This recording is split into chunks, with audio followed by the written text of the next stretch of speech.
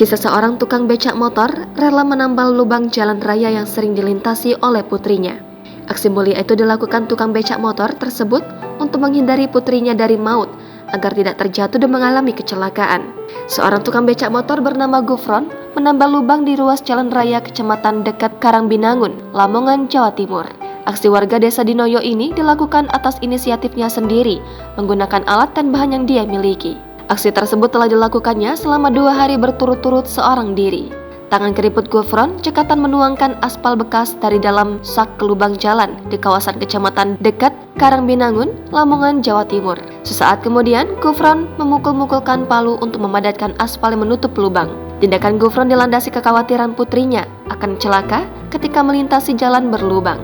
Ketakutan Gufron bukan tanpa alasan, sebab putrinya bekerja di kota dan setiap hari harus pulang melewati jalan tersebut.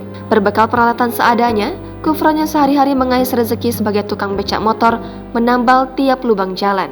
Warga desa Dinoyo, kecamatan dekat tersebut rela mengangkut palu hingga kerukan aspal bekas dalam sak di becak motor miliknya. Matanya awas mencari jalan yang berlubang di sepanjang jalur dekat Karangbinangun. Gufron menambal lubang jalan saat longgar sebelum menjalankan aktivitas sebagai tukang becak motor. Gufron berharap hal yang dilakukan bisa membawa keselamatan bagi pengendara yang melintas di lokasi tersebut, termasuk untuk putrinya sendiri. Jangan lupa subscribe, share, komen, dan like ya!